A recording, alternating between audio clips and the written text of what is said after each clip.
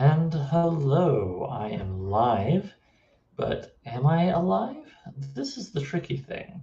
YouTube seems to like to do a thing where you're allowed to do one live stream without any bullshit really easy once, and then after that, they really want you to get software, which is the last thing I felt like doing when I sat down right now to do this. I don't even know how to link people to this. It's really frustrating. Oh, hello. Have I found it? Have I figured it out? Okay, I think I have. In which case, we're going to...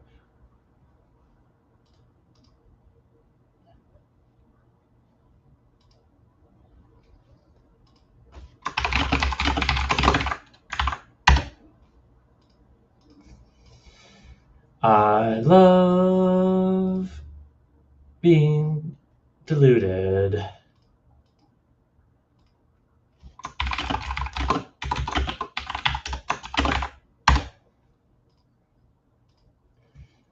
It makes me feel like a big man. Don't worry, we'll be doing this, but I want to make sure that the places where I shared the original link now have the new link. Link! Is anybody there in the chat? I don't know. It would be nice to see if there are. Make a loud honk in the chat if you want to. If you want to.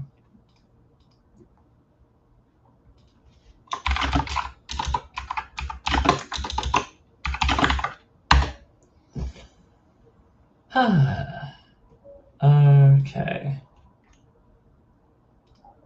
So, I am using Streamlabs, which I was not planning on using tonight because I thought I could just do it straight through YouTube like I did last night. And so this time YouTube was like, we're sorry, we would like you to download things, and you are very much in the mood to do that at the end of a weekend when you have started a drink. This live stream brought to you not by Innocent Gun. Hello, Charlie. Oh, thank goodness. Okay, so somebody can get in the chat. Hopefully more people will. Okay. So I'm not talking to a void, which was the important thing. All right. Okay. Gotta keep in mind the people who will be looking at this recording later. So yes, I remain Oliver Brackenbury, the publisher and editor of New Edge Sword and Sorcery magazine, who has an upcoming crowdfund for his first ever book that he wants to put out as a publisher, Beating Hearts and Battle Axes. I've got a link to that in the description. You can go learn some more about it and follow to be alerted as soon as the crowdfund launches at 8 a.m. Eastern Standard Time, June 20th. Yes, it will be a wonderful thing. Spicy sword and sorcery tales. Oh, yes. But in the meanwhile, I'm here for part two, something I started last night, which is reading the Gods of PEGANA, seen here in crappy Amazon POD thrown together by some guy, Ovision, which is good for just the words. I don't want to beat up. This very nice paperback, Beyond the Fields We Know, a collection I was lucky enough to find yesterday, which includes many works by Lord Dunsany, including the entirety of the Gods of PEGANA and really nifty intro and outro stuff that I will share. The intro stuff I shared yesterday, the outro stuff I will share today. Once we get through the back end of Gods of PEGANA, we are at the exact halfway point, and I think we'll pull it off tonight. I think we will pretty easily. It's not the longest work known to man. So, Gods of PEGANA remains a series of little snippets that add up to a sort of world-building exercise that young Lord Dunsany engaged upon. It was his very first thing he ever wrote. That he published anyway, and he definitely vanity published it, including the second time it got put out. Though he, after the first time, did a very classic young self-publishing person thing and said, I did that once, never again, only things published by other people are real, yes. And then proceeded to, as I say, almost certainly pay to publish it again. So, you know, the more things change, the more they stay the same, right? Anyway, it's good stuff. And you can always watch part one by going to the live stream section of the videos on the Oliver Brackenbury YouTube channel, which hasn't been touched in quite some time. Hey, Poppy. All right, we got someone else joining us. Hurrah, hurrah. Yeah, and so where we left off last night was The Eye in the Waste, which all had to do with many different deserts, 7 of them, including the Desert of Deserts, the 7th one. and we talked about a whole bunch of stuff. Whatever, let's just pick up where we left off. There is a little recording you can check out if you want to get caught up on the first half. And Poppy, to your question, tonight we are drinking Innocent Gun, the original, but it's not the original, it's the golden beer. Oh, no, wait, no, okay, sorry, there's so many variations on the Innocent Gun, I wasn't sure for a second, but I guess this is the original. It does not taste the same as when it's in a bottle, which is always my preference, but it is weirdly difficult to find lately. It's only been available in cans in the LCBO near me. All right, so without the nothing wrong with a lukewarm Canada Dry there. All right, so without further ado, let's get into the back half here. Okay, so we have a great start, in my opinion, right here in the middle. We have a segment called Of the Thing That Is Neither God Nor Beast. Seeing that wisdom is not in cities nor happiness in wisdom, and because Yadin the prophet was doomed by the gods ere he was born to go in search of wisdom, he followed the caravans to Bodrahan. There in the evening, where the camels rest, when the wind of the day ebbs out into the desert, sighing amid the palms its last farewells and leaving the caravan still, he sent his prayer with the wind to drift into the desert, calling to Hudrasai. And down the wind his prayer went calling, Why do the gods endure, and play their game with men? Why doth not Skarl forsake his drumming, and Mana cease to rest? And the echo of seven deserts answered, Who knows? Who knows? Skarl the drummer, of course, being the one who keeps the magnificently named Mana Yud Sashai sleeping, that they might not wake up and undo all of creation. Yeah, small wonder, small surprise, I should say, that I believe the Old Testament was an influence on the writing of this book. Anyway, pardon me. Oh, I'm sorry. I thought the section ended because there was a huge amount of white space at the bottom of the page, but no, it continues on the next page. Great formatting. Okay, pardon me. I tried to only talk in between sections, but the formatting undid me there. Anyway, and don't worry about the quote-unquote art. It's all stock photography that has nothing to do with the contents. Yep, the original version has 8 marvelous illustrations I strongly recommend finding and checking out. I think it's pretty Googleable. Anyway, to continue this section, the desert has just gone, who knows, in answer to the prophet's plea. And then we have, but out in the waste, beyond the 7 deserts, where Ranarada looms enormous in the dusk, at evening his prayer was heard, and from the rim of the waste whither had gone his prayer came 3 flamingos flying, and their voices said, Going south, going south. At every stroke of their wings... Oh, let's see. Sorry, I got distracted by the chat. At every stroke of their wings... But as they passed by the prophet, they seemed so cool and free, and the desert so blinding and hot that he stretched up his arms towards them. Then it seemed happy to fly, and pleasant to follow behind great white wings, and he was with the 3 flamingos up in the cool above the desert, and their voices cried before him, Going south, going south. And the desert below him mumbled, Who knows, who knows? Sometimes the earth stretched up towards them with peaks and mountains, sometimes it fell away in steep ravines. Blue rivers sang to them as they passed above them, or very faintly came the song of breezes in lone orchards, and far away the sea sang mighty dirges of old forsaken isles. But it seemed that in all the world there was nothing only to be going south. It seemed that somewhere the south was calling to her own, and that they were going south. But when the prophet saw that they had passed above the edge of earth, and that far away to the north of them lay the moon, he perceived that he was following no mortal birds, but some strange messengers of Hudrasai, whose nest had lain in one of PEGANA's vales below the mountains whereon sit the gods. Still they went south, passing by all the worlds and leaving them to the north, till only Araxes, Zadres, and Hyraglion lay still to the south of them, where great Ingazi seemed only a point of light, and Yo and Mindo could be seen no more. Still they went south, till they passed below the south, and came to the rim of the worlds. Then there is neither south, nor east, nor west, but only north and beyond. There is only north of it, where lie the worlds, and beyond it, where lies the silence. And the rim is a mass of rocks that were never used by the gods when they made the worlds, and on it sat Tragul. Tragul is the thing that is neither god nor beast, who neither howls nor breathes, only it, turns over the leaves of a great book, black and white forever, until the end. And all that is to be written in the book is also all that was. When it turneth a black page, it is night, and when it turneth a white page, it is day. Because it is written that there are gods, there are the gods. Also there is writing about thee and me until the page where our names no more are written. Then as the prophet watched it, Tragul turned a page, a black one. And night was over, and day shone on the worlds.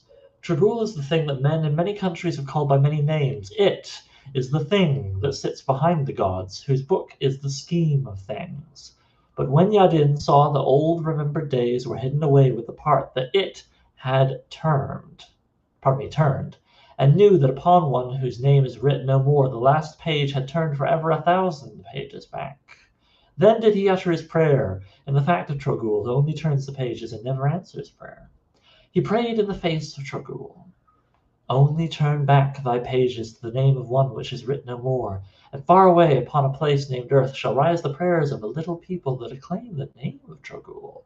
For there is indeed far off a place called Earth, where men shall pray to Trogul. Then spake Trogul, who turns the pages and never answers prayer, and his voice was like the murmurs of the waste at night when echoes have been lost. Though the whirlwind of the south should tug with his claws at a page that hath been turned, yet shall he not be able to ever turn it back. Then, because of words in the book that said that it should be so, Yadin found himself lying in the desert where one gave him water, and afterwards carried him on a camel into Bodrahan. There some said that he had but dreamed where thirst seized him while he wandered among the rocks in the desert.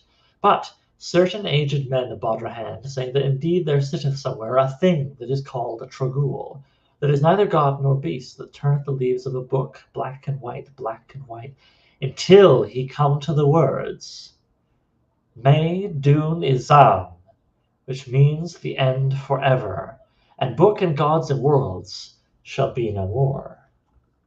Hello, another viewer I see has come in. All right. I like that. Yeah, just turning the pages of a book to make night and day. Okay, on to the next section. Yonath the prophet. All right. Yonath was the first among prophets who uttered unto men. These are the words of Yonath, the first among all prophets. There be gods upon Pegana. Upon a night I slept, and in my sleep Pegana came very near, and Pegana was full of gods. I saw the gods beside me as one might see wanted things, only I saw not Mana Yu Sushai. And in that hour, in the hour of my sleep, I knew. And in the end and the beginning of my knowing, and all of my knowing that there was this, that man knoweth not. Seek thou to find at night the utter edge of the darkness, or seek to find the birthplace of the rainbow where he leapeth upward from the hills. Only seek not concerning the wherefore of the making of the gods. The gods have set a brightness upon the farther side of the things to come, that they may appear more felicious to men than the things that are. To the gods the things to come are but as the things that are, and nothing altereth in Pegana. The gods, although not merciful, are not ferocious gods. They are the destroyers of the days that were, but they set a glory about the days to be. Man must endure the days that are, but the gods have left him his ignorance as a solace. Seek not to know, thy seeking will weary thee, and thou wilt return much worn, to rest at last upon the place from whence thou settest out upon thy seeking. Seek not to know. Even I, Yonath, the oldest prophet, burdened with the wisdom of great years and worn with seeking, know only that man knoweth not. Once I set out to seeking to know all things. Now I know one thing only, and soon the years will carry me away. The path of my seeking that leadeth to seeking again must be trodden by very many more, when Yonath is no longer even Yonath. Set not thy foot upon the path. Seek not to know. These be the words of Yonath. Okay, I'm going to say one thing before we move on that I really like here is we have the bit about how man must endure the days that are, but the gods have left him his ignorance as a solace. It is well documented that Lord Dunsany was a large influence on H.P. Lovecraft, and his famous line about how ignorance is a blessing for mankind kind of echoes in my head as I read that line. All right, so we have just had Yonath the prophet, but don't worry, there's more prophets. And if I remember correctly, this is going to build my favorite part in the entire story. Yug the prophet. And someone's honking their horn. I live in a big city. Anyway, Yug the prophet. When the years had carried away Yonath, and Yonath was dead, there was no longer a prophet among men. And still men sought to know. Therefore they said unto Yug, Be thou our prophet, and know all things, and tell us concerning the wherefore of it all. And Yug said, I know all things. And men were pleased. And Yug said of the beginning that it was in Yug's own garden, and of the end that it was in the sight of Yug. And men forgot Yug. One day Yug saw Mung behind the hills making the sign of Mung, and Yug was Yug no more. Oh shit, Mung. Gotta remember, Mung is basically death in this world. Alright. Don't worry, new prophet. Alhireth-hotep the prophet.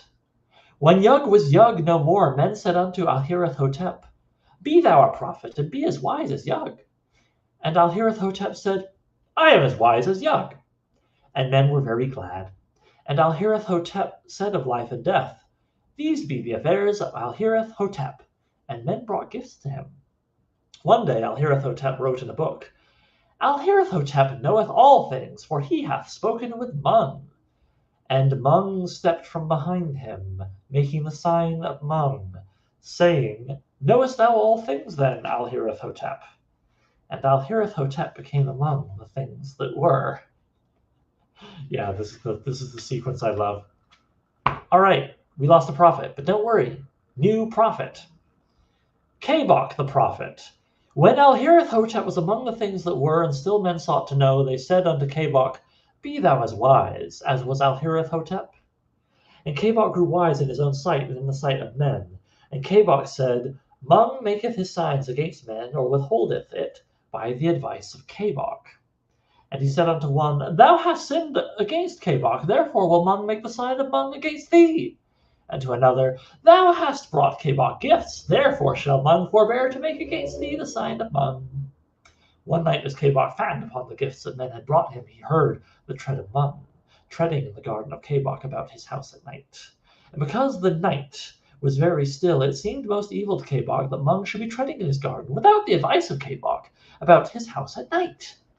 And Kabok, who knew all things, grew afraid, for the treading was very loud and the night still, and he knew not what lay behind the back of Mung, which none had ever seen.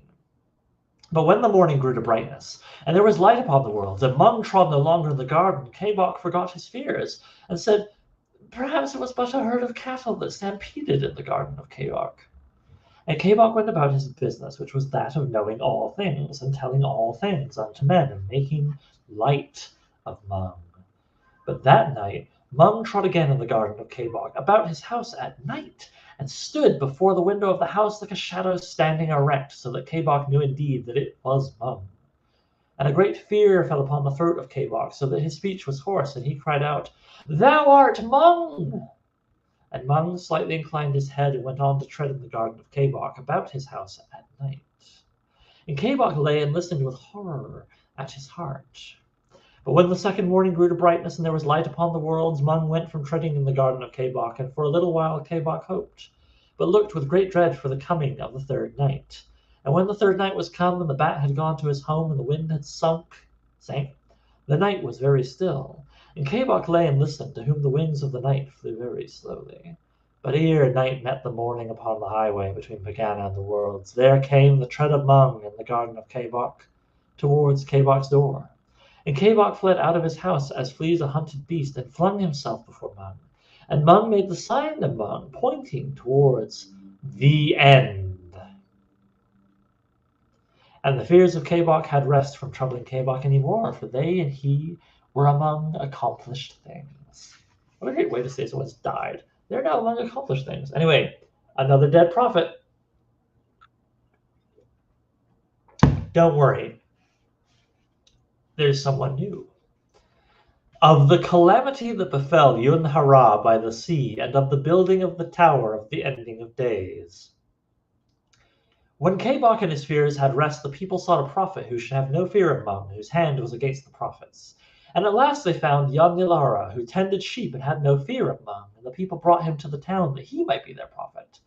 And Yanilara builded a tower towards the sea that looked upon the setting of the sun, and he called it the Tower of the Ending of Days. And about the ending of the day would Yanilara go up to his tower's top and look towards the setting of the sun to cry his curses against Mung, crying, O Mung, whose hand is against the sun, whom men abhor but worship because they fear thee, here stands and speaks a man who fears thee not. Assassin, lord of murder and dark things, abhorrent, merciless, make thou the sign of Mung against me when thou wilt. But until silence settles upon my lips because of the sign of Mung, I will curse Mung to his face. And the people in the street below would gaze up with wonder towards Yanilara, who had no fear of Mung, and brought him gifts. Only in their homes, after the falling of the night, would they pray again with reverence to Mung. But Mung said, Shall a man curse a god? And still Mung came not nigh to Yanilara as he cried his curses against Mung from his tower towards the sea. And Sish, the sea god person, remember? And Sish throughout the worlds hurled time away and slew the hours that had served him well, and called up more out of the timeless waste that lieth beyond the worlds, and drave them forth to assail all things.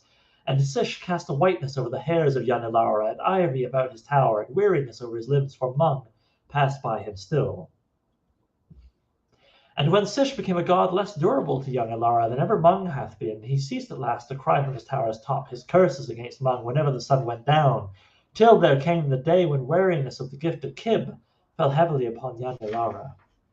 Then from the tower of the ending of days did young Alara cry out thus to Mung, crying, O Mung, O loveliest of the gods, O Mung, most dearly to be desired, thy gift of death is the heritage of man, with ease and rest and silence and returning to the earth. Kib giveth but toil and trouble, and Sish he sendeth regrets with each of his hours wherewith he assails the world. Yoharneth Lahai cometh nigh no more. I can no longer be glad when with Limpang tongue. When the other gods forsake him, a man hath only Mung. But Mung said, Shall a man curse a god? And every day and all night long, did Yanilara cry aloud, Ah, now for the hour of the morning of many, and the pleasant gardens of flowers, and the tears, and the moist dank earth. Ah, for repose down underneath the grass, where the firm feet of the trees grip hold upon the world, where never shall come the wind that now blows through my bones, and the rain shall come warm and trickling, not driven by storm, where is the easeful falling asunder of bone from bone in the dark. Thus prayed Yanilara, who had cursed in his folly and youth, while never heeded Mung. Still from a heap of bones, that are Yanilara still, lying about the ruined base of the tower that once he builded, goes up a shrill voice with the wind crying out for the mercy of Mung, if any such there be. Yeah, see, you know what? If you tell death to go eat a dick, death, pardon me, will let you carry on without him. Also, I do appreciate the paragraph listing, what each of the gods have brought him, and had all of it pales in comparison to the gift of death from Mung. Nice build up from all the preceding sections, which I read in part 1. Okay, moving on. Of how the gods whelmed, I love this as opposed to overwhelmed, of how the gods whelmed that sitteth. There was dole in the valley of Sidith. For 3 years there had been pestilence, and in the last of the 3 a famine. Moreover, there was imminence of war. Throughout all Sidith, men died night and day within the temple of all the gods save one. For none may pray to Mana Yud Sushai. Did the priests of the gods pray hard? For they said, For a long while a man may hear the droning of little insects, and yet not be aware that he hath heard them. So may the gods not hear our prayers at first, until they have been very oft repeated. But when your praying has troubled the silence long, it may be that some god as he strolls in Pegana's glades may come on one of our lost prayers, that flutters like a butterfly tossed in storm when all its wings are broken. Then, if the gods be merciful, they may ease our fears in Sidith, or else they may crush us, being petulant gods, and so we shall see trouble in Sidith no longer, with its pestilence and dearth and fears of war. But in the 4th year of the pestilence, and in the 2nd year of the famine, and while still there was imminence of war, came all the people of Sidith to the door of the temple of all the gods save one, where none may enter but the priests, but only leave gifts and go. And there the people cried out, O high prophet of all the gods save one, priest of Kib, priest of Sish, and priest of Mung, teller of the mysteries of Dora's hand, receiver of the gifts of the people, and Lord of prayer, what doest God, I can't speak tonight, sorry. What doest thou within the temple of all the gods save one? And Arb Rin Hadith, who was the high prophet, answered, I pray for all the people. But the people answered, O high prophet of all the gods save one, priest of Kid, priest of Sish, and priest of Mung, teller of the mysteries of Dora's hand, receiver of the gifts of the people, and Lord of prayer, for 4 long years hast thou prayed with the priests of all thine order while we brought ye gifts, and died. Now, therefore, since they have not heard thee in 4 green years, thou must go and carry to their faces the prayer of the people of Sidith when they go to drive the thunder to his pasture upon the mountain Agrinam, or else there shall no longer be gifts upon thy temple door whenever falls the dew, that thou and thine order may fatten.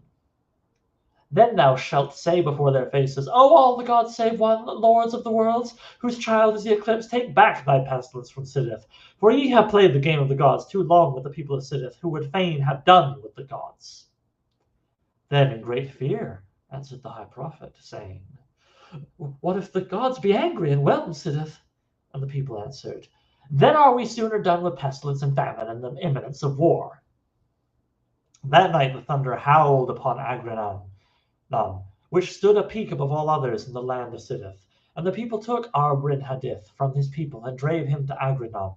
For they said, There walk tonight upon the mountain all the gods save one. And Arbrin Hadith went trembling to the gods.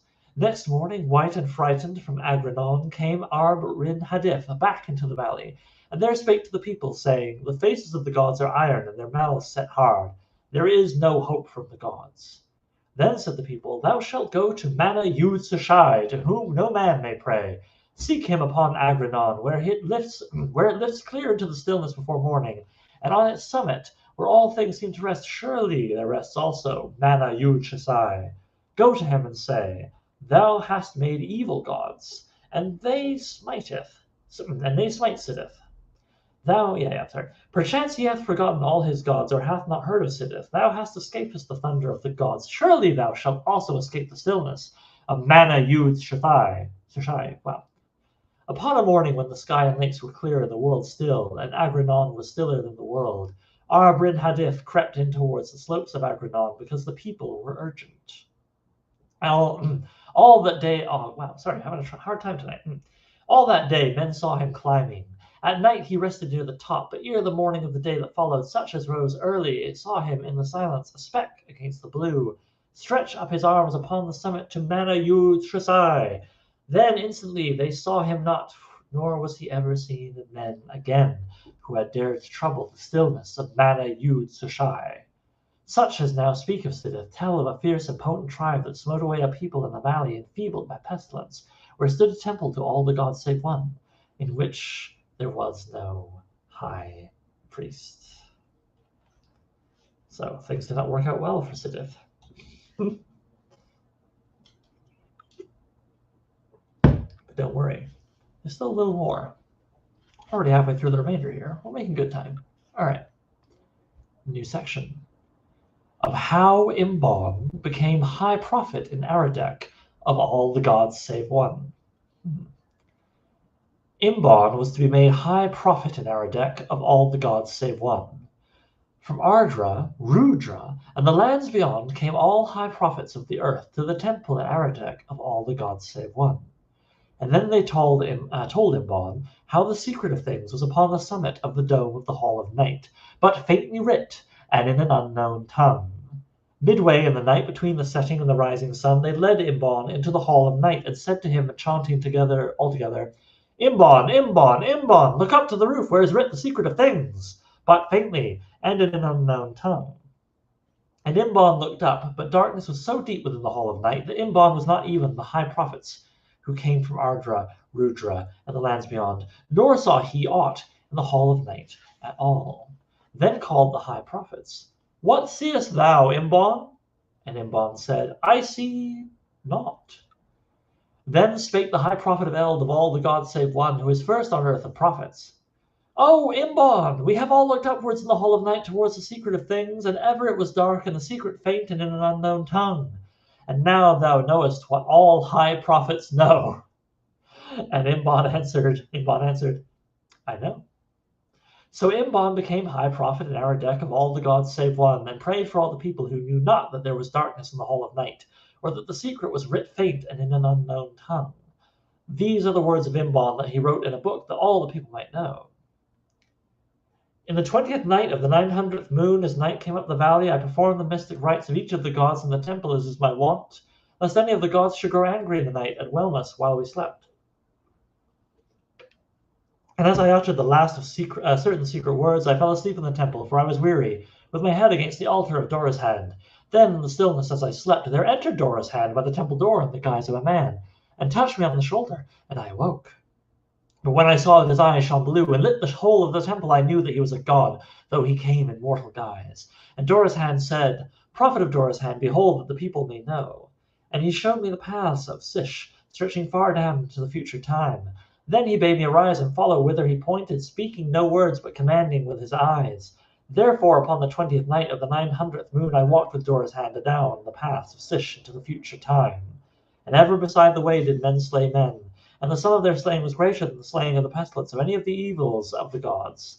And cities arose and shut their houses in dust, and ever the desert returned again to its own, and covered over and hid the last of all that had troubled its repose. And still men slew men. And I came at last to a time where men set their yoke no longer upon beasts, but made them beasts of iron. And after that did men slay men with mists. I would like to interrupt for a moment to point out that Lord Dunsany, if I remember correctly, fought in World War I. So, then, because the slaying exceeded their desire, there came peace upon the world that was wrought by the hand of the slayer, and men slew men no more. And cities multiplied and overthrew the desert and conquered its repose.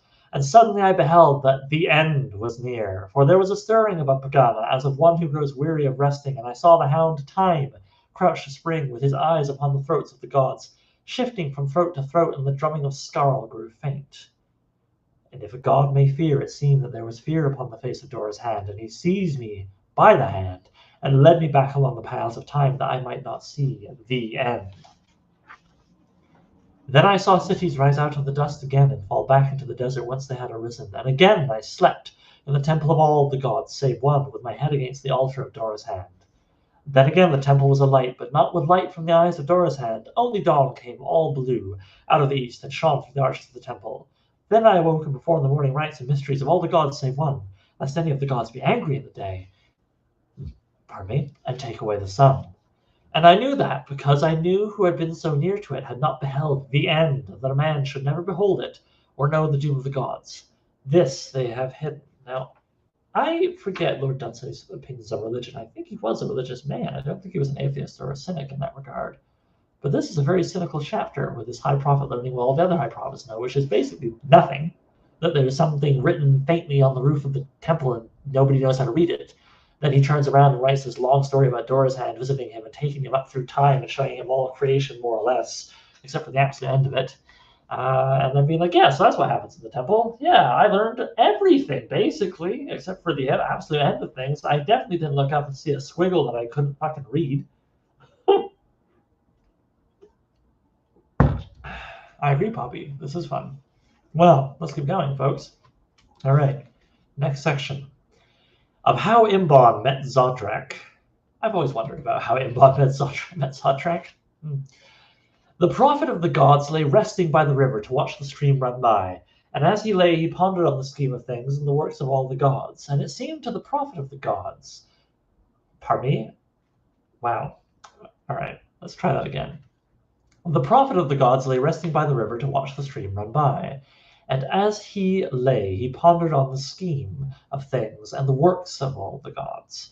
And it seemed to the prophet of the gods, Prophet, prophet of the gods, as he watched the stream run by, that the scheme was a right scheme, and the gods benignant gods, yet there was sorrow in the worlds. It seemed that Kib was bountiful, that Mung calmed all who suffer, that Sish dealt not too harshly with the hours, and that all the gods were good, yet there was sorrow in the worlds.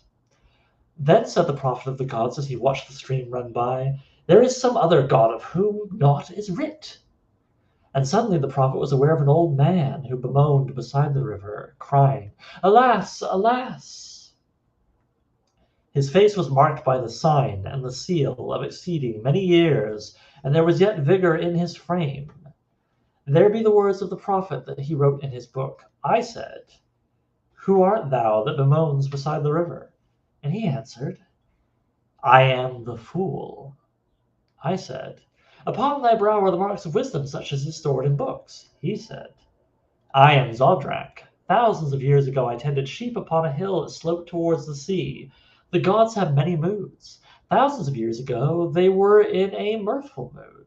They said, Let us call up a man before us, that we may laugh in PEGANA.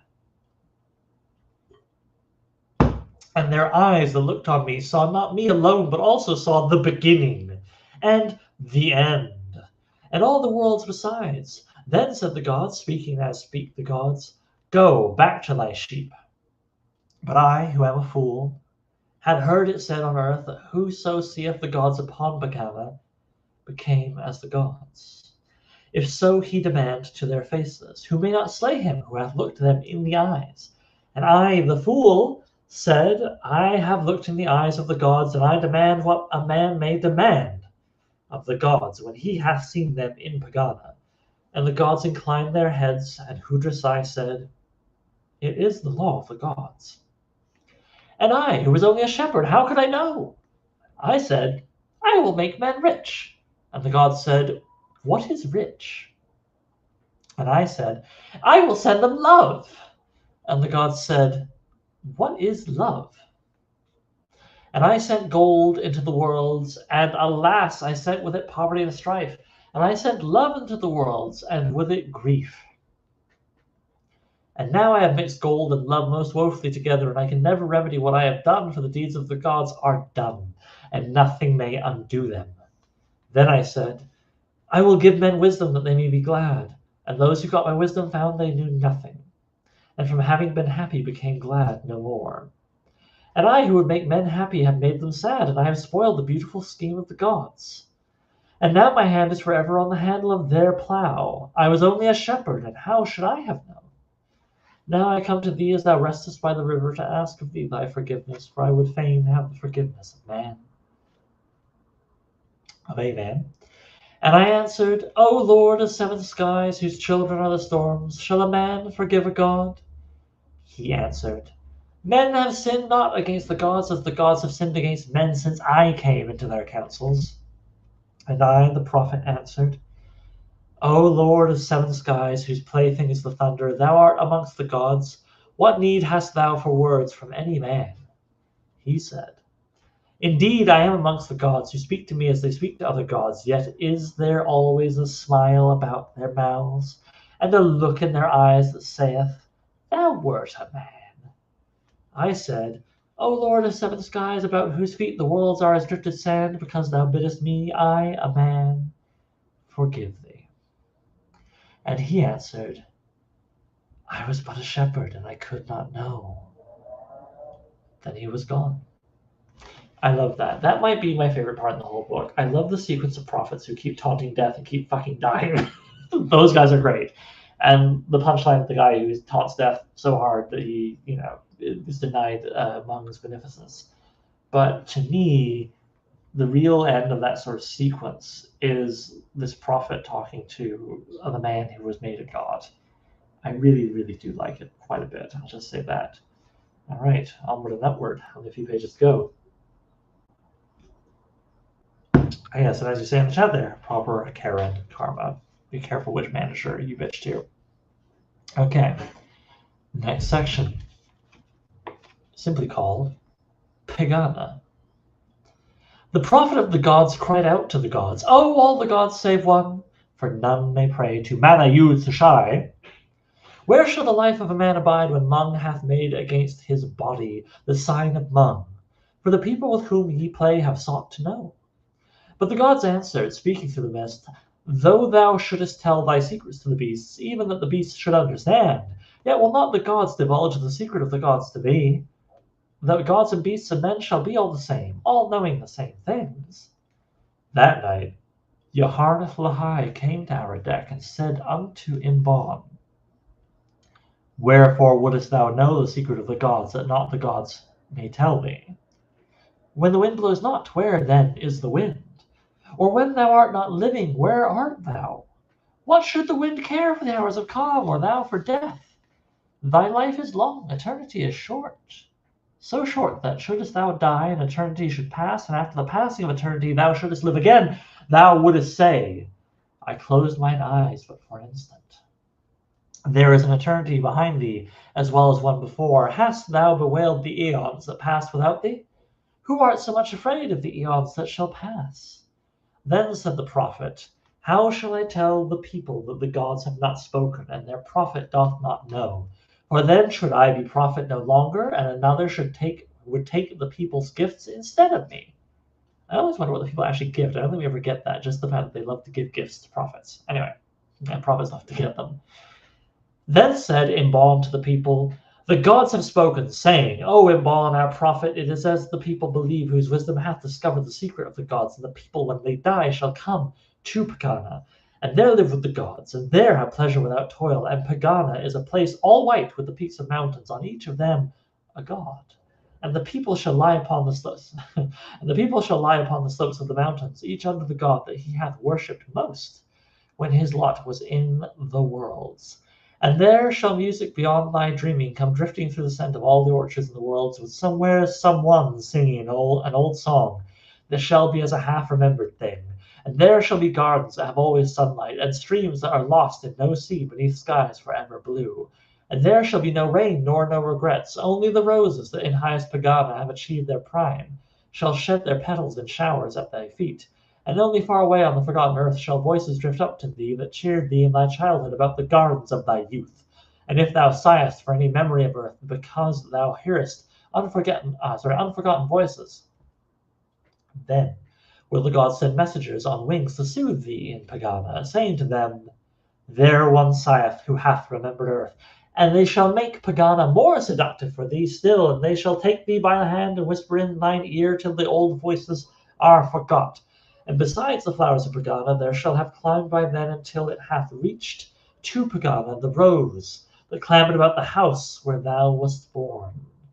Thither shall also come the wandering echoes of all such music as charmed thee long ago. Moreover, as thou sittest on the orchard lawns that clothe PEGANA's mountains, and as thou hearkenest to melody that sways the souls of the gods, there shall stretch away far down beneath thee the great unhappy earth, till gazing from rapture upon sorrows, thou shalt be glad that thou wert dead. And from thee, and from the three great mountains that stand aloof and over all the others, Grimbol, Zebol, and Trihagobol, shall blow the wind of the morning and the wind of all the day, borne upon the wings of all the butterflies that have died upon the worlds, to cool the gods and PEGANA. Far through PEGANA, a silvery mountain, lured upward by the gods from the central sea, shall fling its waters aloft, and over the highest of PEGANA's peaks, above Trihagobol, shall burst into gleaming mists to cover the highest PEGANA, and make a curtain about the resting place of Mana Yud Sushai, which, by the way, chat is indeed written entirely in all caps every single time. Alone, still and remote below the base of one of the inner mountains, lieth a great blue pool. Whoever looketh down into its waters may behold all his life that was upon the worlds, and all the deeds that he hath done. None walk by the pool, and none regard its depths, for all in PEGANA have suffered, and all have sinned some sin, and it lieth in the pool. And there is no darkness in PEGANA, for when night hath conquered the sun and stilled the worlds, and turned the white peaks of PEGANA into grey, then shine the blue eyes of the gods like sunlight on the sea, where each god sits upon his mountain.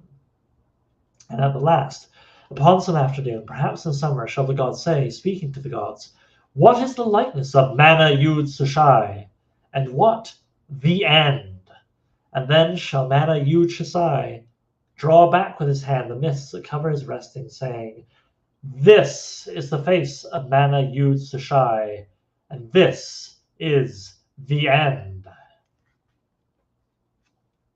Then said the people to the prophet, shall not black hills draw round in some forsaken land to make a veil-wide cauldron wherein the molten rock shall seethe and roar, and where the crags of mountains shall be hurled upward to the surface and bubble and go down again, that there our enemies may boil forever? And the prophet answered, it is writ large about the bases of PEGANA's mountains upon which sit the gods, thine enemies are forgiven. All right, I like that. It just feels like it's like zooming, and these new layers, coming all the way through. Okay, here we go. Ever closer we get to the end. New section. The sayings of Imbond. The prophet of the gods said, Yonder beside the road there sitteth a false prophet, and to all who seek to knoweth the hidden days he saith, Upon the morrow the king shall speak to thee as his chariot goeth by. Moreover, all the people bring him gifts, and the false prophet hath more to listen to his words than hath the prophet of the gods. Then said Imbon, What knoweth the prophet of the gods? I know only that I and men know naught concerning the gods or aught concerning men. Shall I, who am their prophet, tell the people this? For wherefore have the people chosen prophets, but that they should speak the hopes of the people, and tell the people that their hopes be true? The false prophet saith, Upon the morrow the king shall speak to thee. Shall not I say, Upon the morrow the gods shall speak with thee as thou restest upon PEGANA? So shall the people be happy and know that their hopes be true, and believe the words that they have chosen a prophet to say. But what shall know the prophet of the gods, to whom none may come to say, Thy hopes are true, for whom none may make strange signs before his eyes to quench his fear of death, for whom alone the chaunt of his priests availeth not. The prophet of the gods hath sold his happiness for wisdom, and hath given his hopes for the people. Said also Imbon, when thou art angry at night, observe how calm be the stars, and shall small ones rail when there is such a calm among the great ones? Or when thou art angry by day, regard the distant hills, and see the calm that doth adorn their faces. Shalt thou be angry while they stand so serene? Be not angry with men, for they are driven as thou art by Dora's hand. Do bullocks goad one another on whom the same yoke rests? And be not angry with Dora's hand, for then thou beatest thy bare fingers against iron cliffs. All that is so because it was to be. Rail not, therefore, against what is, for it was all to be. And Imbon said, The sun ariseth, and maketh a glory about all the things that he seeth, and drop by drop he turneth the common dew to every kind of gem, and he maketh a splendour in the hills. And also man is born, and there rests a glory about the gardens of his youth. Both travel afar to do what Dora's hand would have them do. Soon now the sun will set, and very softly come twinkling in the stillness all the stars. Also man dieth, and quietly about his grave will all the mourners weep. Will not his life arise again somewhere in all the worlds? Shall he not again behold the gardens of his youth? Or does he set to end? All right, 10 pages left. Let's see where they take us.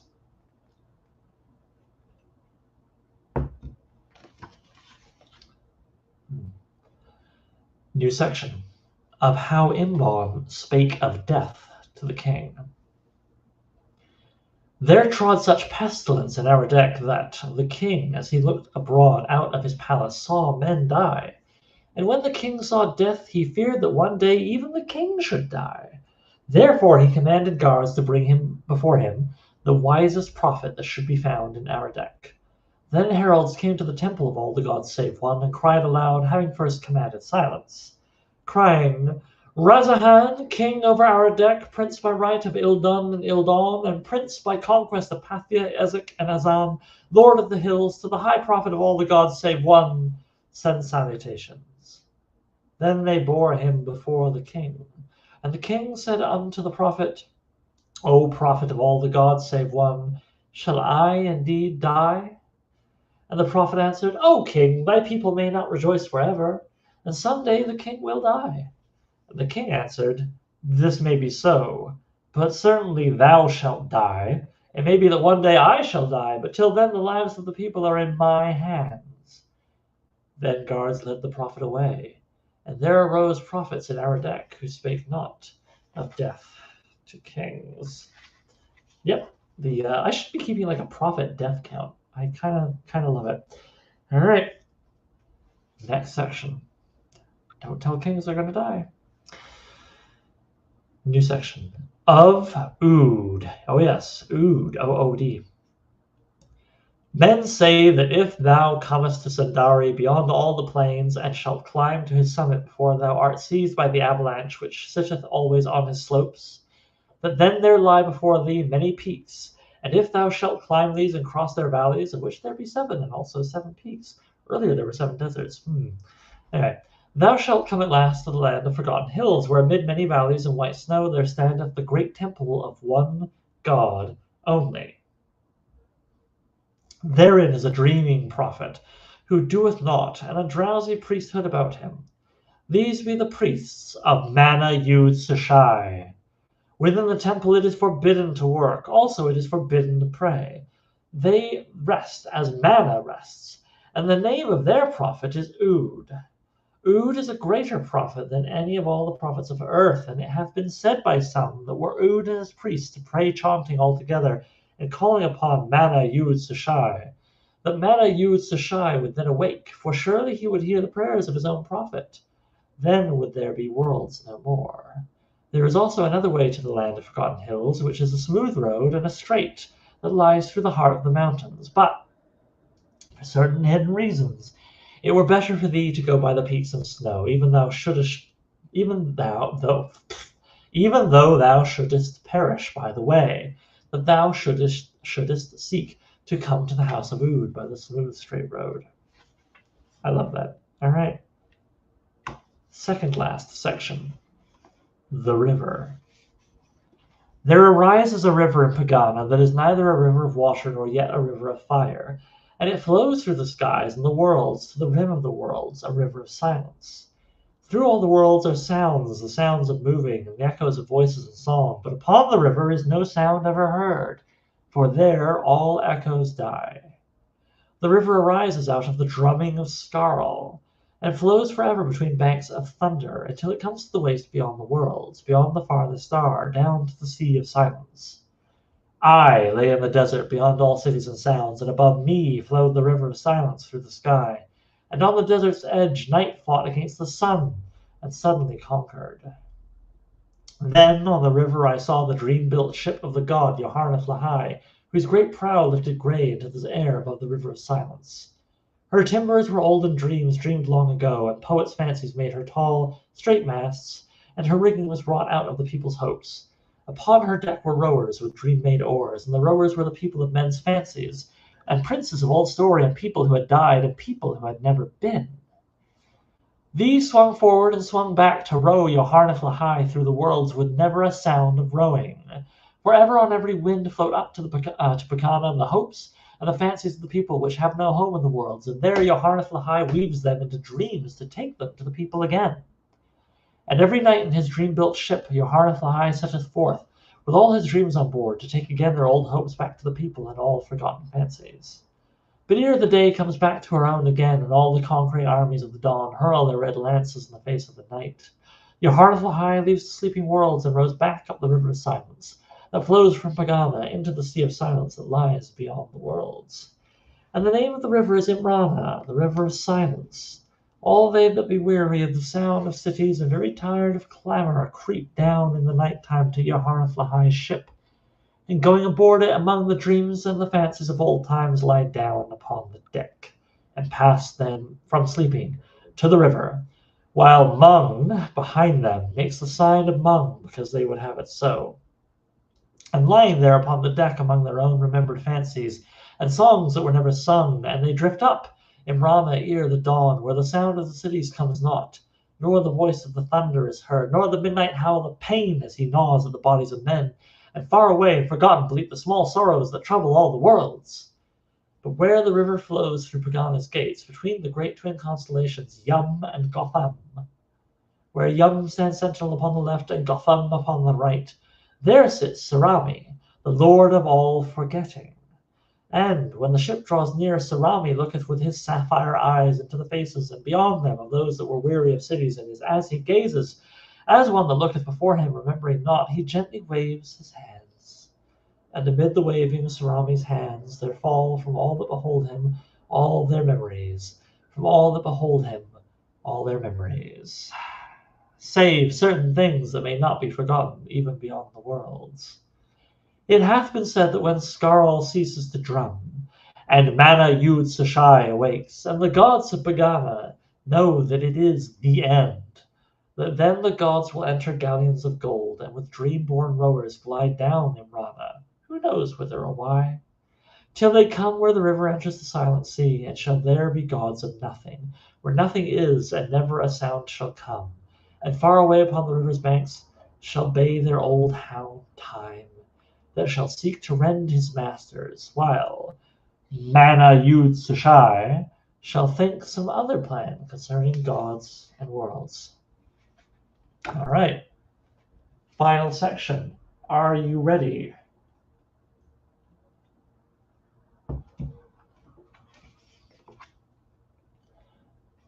The Bird of Doom and the End. For at last shall the thunder, fleeing to escape from the doom of the gods, roar horribly among the worlds, and Time, the hound of the gods, shall bay hungrily at his masters because he is lean with age. And from the innermost of Pegana's vales shall the bird of doom, Mosan, whose voice is like the trumpet, soar upward with boisterous beatings of his wings above Pegana's mountains and the gods, and there with his trumpet voice acclaim the end. Then, in the tumult and amid the fury of their hound, the gods shall make for the last time in Pegana the sign of all the gods, and go with dignity and quiet down to their galleons of gold, and sail away down the river of silence, not ever to return.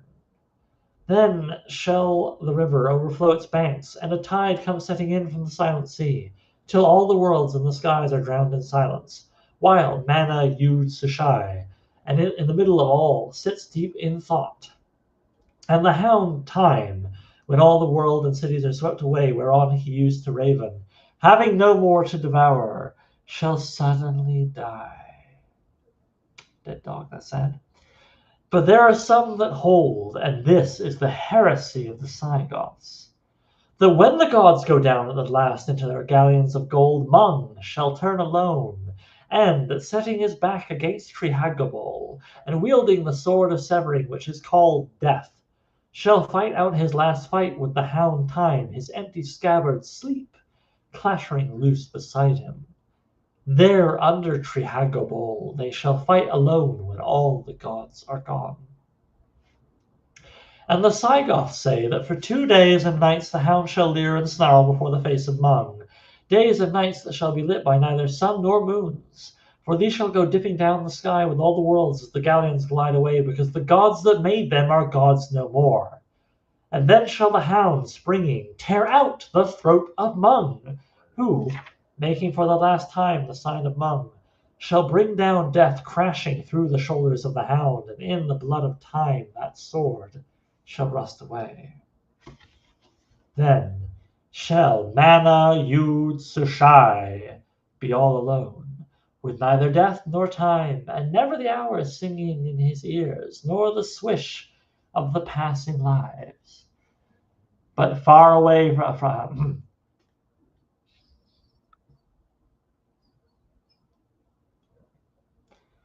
But far away from Pegana shall go the galleons of gold that bear the gods away, upon whose faces shall be utter calm, because they are the gods knowing that it is the end. And so, the gods of Pegana comes to a close. Not bad, in my opinion. I stand by my favorite, being the selection of prophets from that series I discussed a little earlier. But I enjoy the whole thing. I enjoy how it's just one thin layer, adding another thin layer, adding another thin layer, adding another thin layer, ever increasing the whole and the possibilities within it until it's all taken away. And I have one last little thing to read you from this much nicer collection, Beyond the Worlds We Know. And yes, we did read that whole book in 2 days, Poppy, in the chat. It's only 80, well, it's about 80 pages in this edition, and the crappy Amazon one is like 106, but it's not long. It's not long. I don't know the word count, but I mean, it's a novella at best, possibly a novelette. That's okay. That's part of the joy of Lord Dunsany. Most of his works are quite short, even his quote-unquote longer works. So I'm now going to capstone this by going to page 83 here. And I'm going to read a little bit of it's an editor's note for the next section, which is called Tales from Pegana, and you start to hear about like knights and kings and things in more detail. It's more the tales of men rather than the gods and time and all of creation. But this editor's note, I think, is worth reading also as a kind of epilogue or whatever to the preceding section of this, which is the gods of Pegana. And so, here we go. Lynn Carter speaking here. The two major influences upon Lord Dunsany's prose style, which he openly acknowledged, were those of Herodotus, the lying Greek historian, and the King James Bible.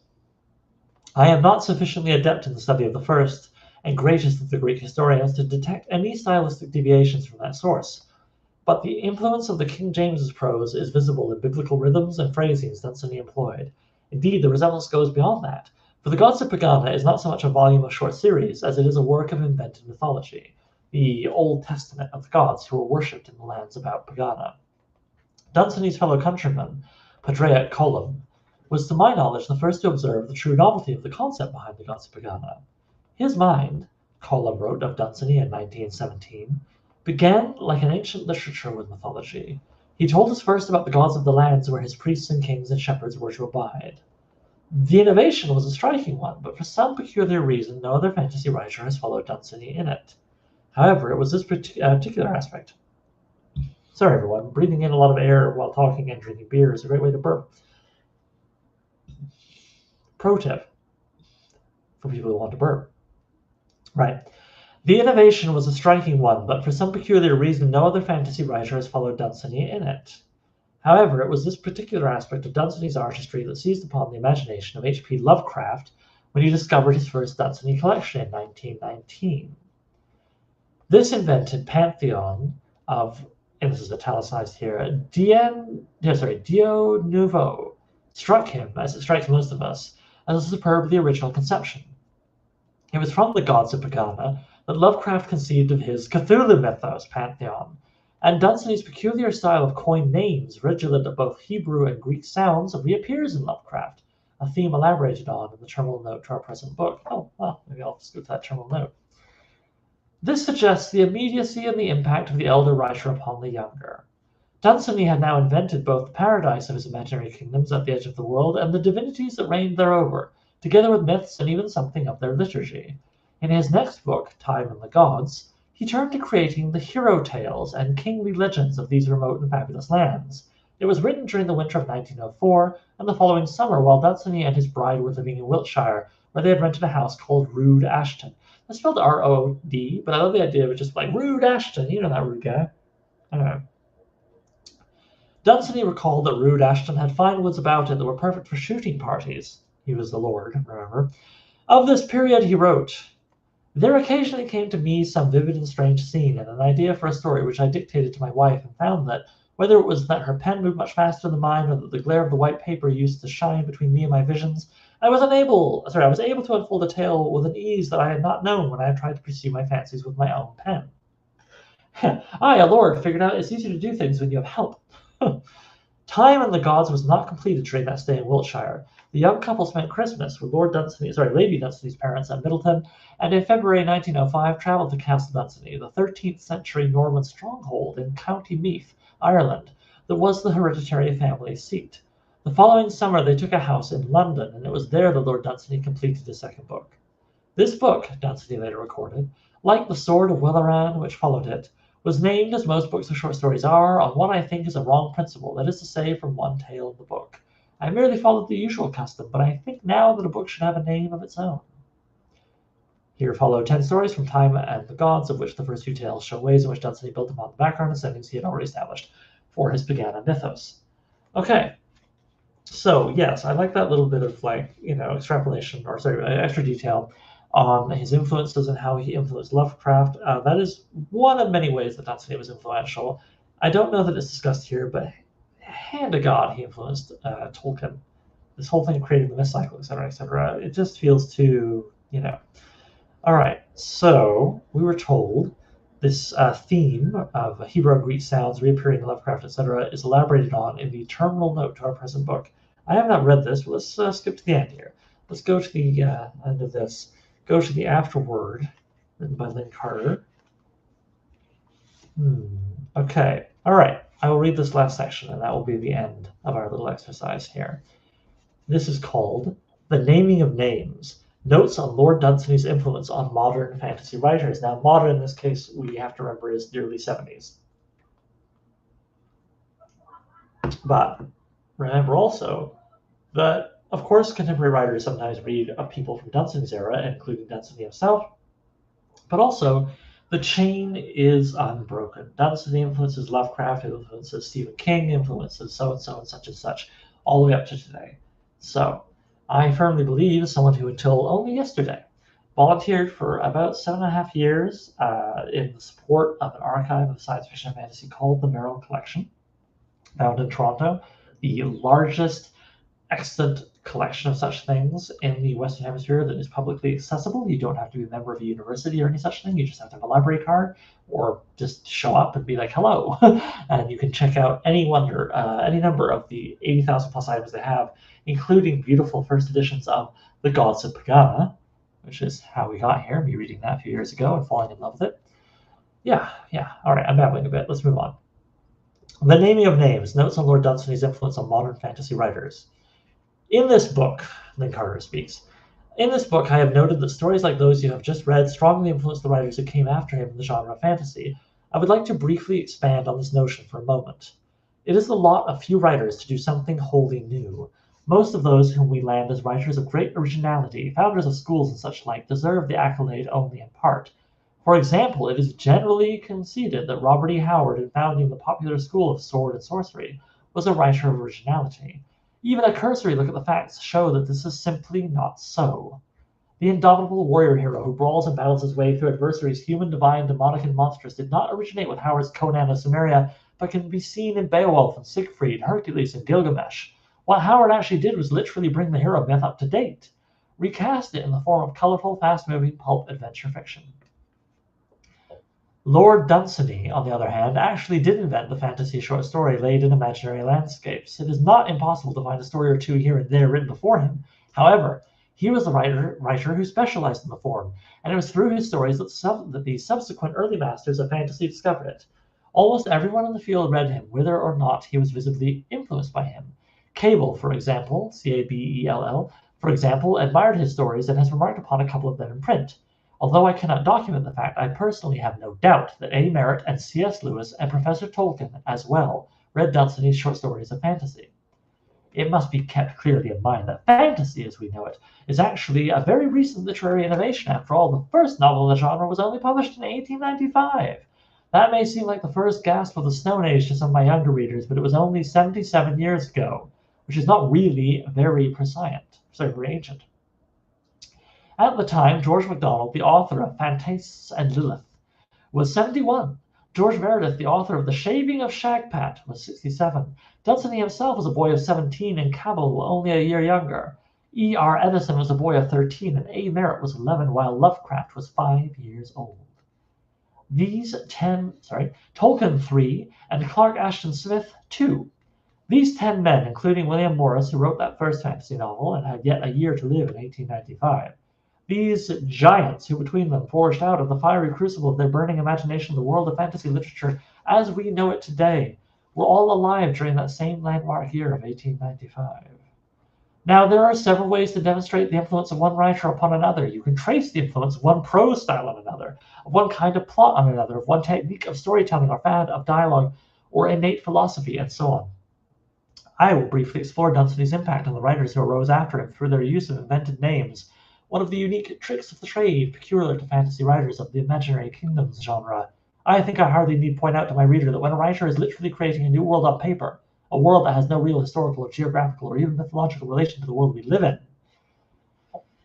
he must invent all sorts of names. Names of peoples, kings and warriors, magicians and prophets, gods and monsters, countries and oceans, mountains and rivers, and more.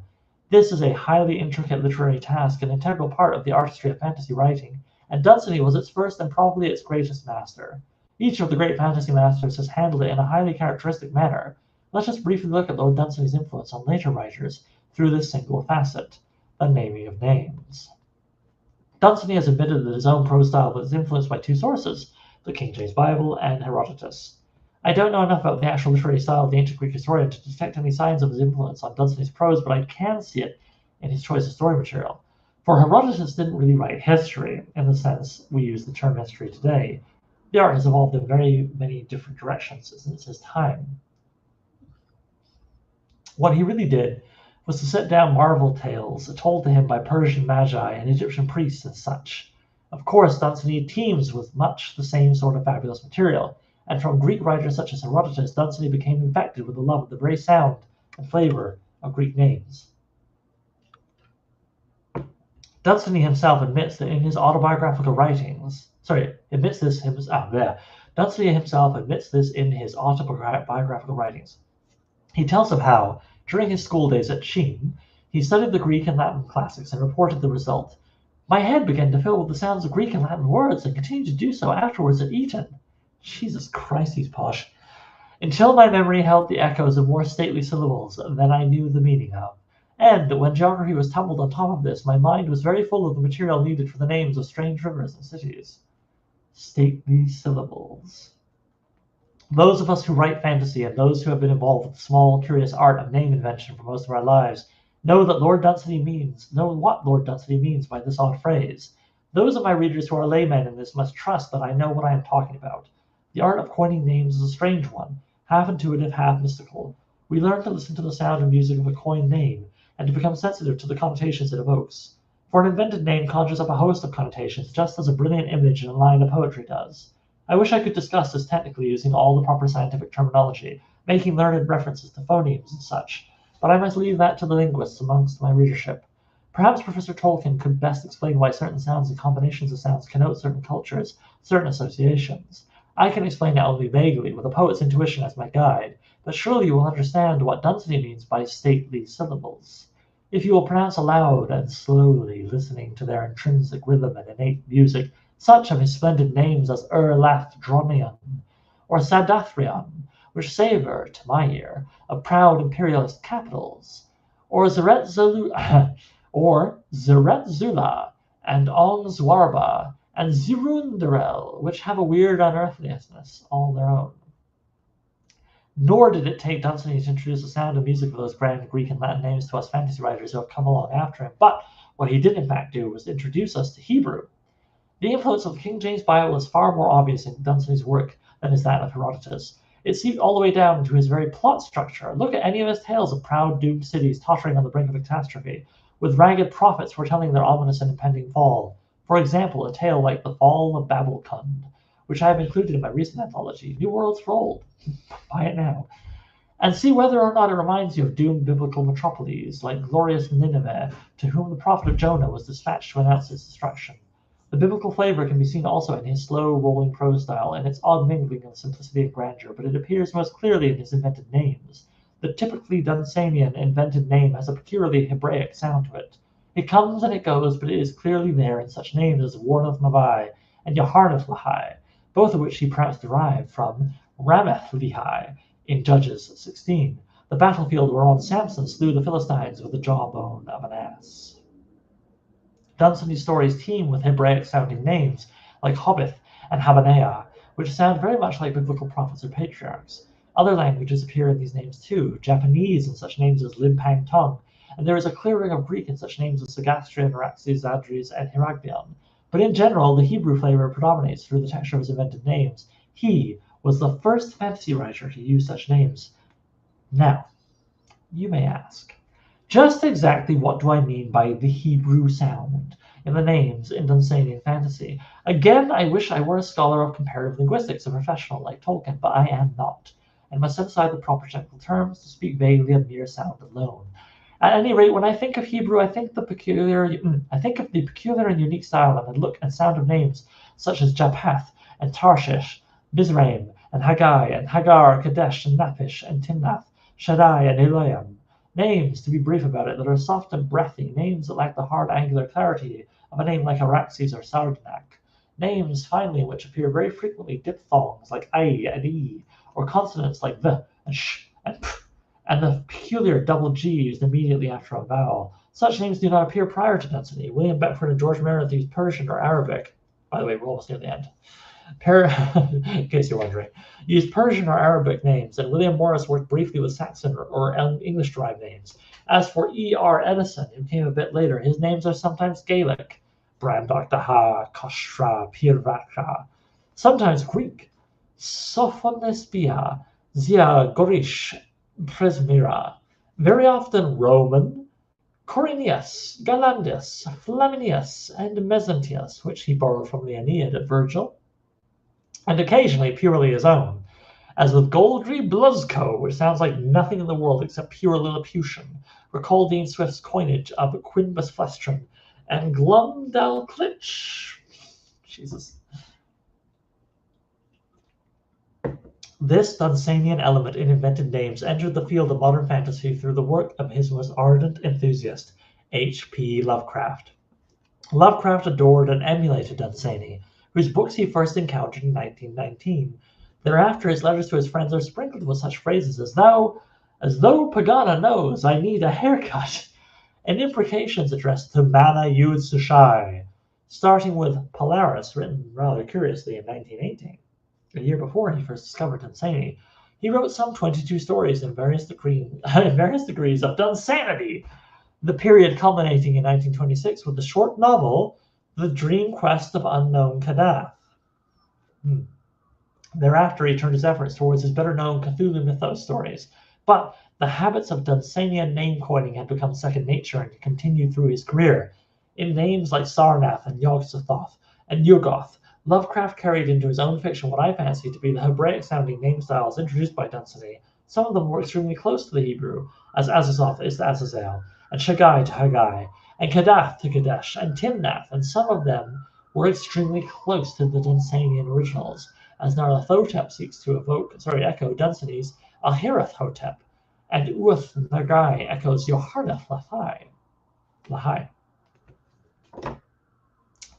Lovecraft encouraged the fellow writers among his correspondents to contribute their own stories to his growing Cthulhu mythos. Among those who did so were Robert E. Howard and Clark Ashton Smith. Both writers doubtless had read their Dunsany, but Smith at least claimed to be unaware of any Dunsanian influence on his own work. But Lovecraft was a powerful influence upon both writers, and through that channel the Dunsanian style of names entered their imaginations. Thus we see Howard echoing the Dunsanian Hebraic at second hand in names like Baal-Sagoth and Koth and Yag Kosha, and Smith echoing the same with names like Ubu Safla, Tshogwa, and Zon Mesamalek. Smith, in fact, teams with names that sound to my ear at least very Dunsanian. Kamorium and Uzaldarum, Avusul Wugathkukam, and Vuramith Hadrith are precisely the sort of elaborate and musical names Dunsany might coin. Through Lovecraft and Smith and Howard, this vaguely Hebraic style of name coining passed into the literature, and you will find traces of it in most modern fantasy writers. A strongly Dunsanian flavor can be seen in the sorts of names Fritz Leiber invented for his world of Nawan, the locale of his famous stories of Fafhrd and the Grey Mouser. Names like Ilfmar and Ningobla and Ulhrusf. And the same sort of thing can be found in the various heroic fantasies of L. Sprague de Camp and Jack Vance, Michael Moorcock, and John Jakes, and in my own work in that genre. As for Jakes, his demon god Yob-Hagoth seems obviously derived from a combination of Lovecraft's Yog-Sothoth and Yoggoth or Shoggoth, or some similar coinage, and many of his other names. Timtar, Simdan, Tamar, and so on, savor of the Hebrew and are probably ultimately traceable to Dunsany. To turn briefly to my own work in my Lemurian books, I have a chaos god named Io Thomon Gazoth. The elements of the name are very Semitic, and the flavor of the name derives obviously from the sort of name Lovecraft coined for his Cthulhuid pantheon. The most Dunsanian of my fiction is the Simrana series, and I rather imagine I coined the name Simrana, half remembering such Dunsanian names as Imbon or Isbon or Ildon or Imrana, the River of Silence in the Gods of Pegana. I cannot be certain of its exact origin because the name was coined many years ago and lay in my notebooks awaiting the right kind of story to occur to me. Readers who may recall such of my Simrana cycle as the story The Whelming of in The Young Magicians, and The Gods of Neol Shemnus in L. Sprague de Camp's anthology Warlock and Warriors, and Zingazar in New Worlds for Old, are well aware they are deliberate and loving pastiches of Dunsany. These brief notes, I think, serve to demonstrate that the impact of Lord Dunsany on modern fantasy beginning in 1919 with Lovecraft still continues, and by now has spread to most of the living masters of the genre. I very much doubt that this influence will dwindle or cease in the years ahead. Indeed, our work in reviving Dunsany's prismatic fiction through the adult fantasy series has probably spread his influence through a new generation of young readers who will write the fantasy of tomorrow. I wish them well, and suggest they read their Dunsany carefully and study his techniques. For of all the fantasy writers, from William Beckford to John Bellairs, Dunsany reigns supreme, the best fantasy writer ever lived, as some of the work in this book clearly attests. And so we wrap the whole damn thing up with a brief little bit of lineage, a little bit of poetry from Lord Dunsany, which reads as follows. Little cottages that stand midway between the fields we know, and where through windows dimly show the hills and dales of fairyland, and elfin mountains tipped with snow. All right, so there you go. I've read to you The Gods of PEGANA and some supplementary material from Beyond the Fields We Know, Lord Dunsany collection assembled by Lynn Carter, stressing not only the worthiness of Lord Dunsany of your time. You should definitely seek out more of his work and read it. I cannot stress this enough. And there's no wrong order, which is great. But also talking about one of my favorite things in the whole wide world, which is the connective tissue, building a chain leading across from one fantasy author to another, to another, to another era. And yeah, like you can still hear, it's true, the Dunsanian naming, which now we think more of as Lovecraftian naming scheme, in many a contemporary work of horror, science fiction, fantasy, or some blending of the three. And I think it's so good to study this stuff, to better understand it for your own writing, if you write, or just to get that extra layer out of your enjoyment when you read, if you are just a reader. If you're watching this in a recording, well, feel free to comment. I'll still see it. And to you in the chat, thank you so much for spending this time with me and making me feel a little less alone as I get seized by a weird, fierce urge that I have to follow and choose to have a beer while I do it. Will I do this ever again? Will I ever find a way to monetize it? Will I ever build a promotional schedule around it? Fuck no. This was fun, and I just wanted to do something for fun. But if you're tripped over this by some chance, I suggest you go to newedgeswordandsorcery.com to check out my own Sword and Sorcery magazine. And from there, there's probably links to other things, including Beating Hearts and Battle Axes, the spicy Sword and Sorcery anthology that I will have a crowdfund for pretty soon on June 20th, 2024, the year of our Lord. I'll put that in the chat. Why not?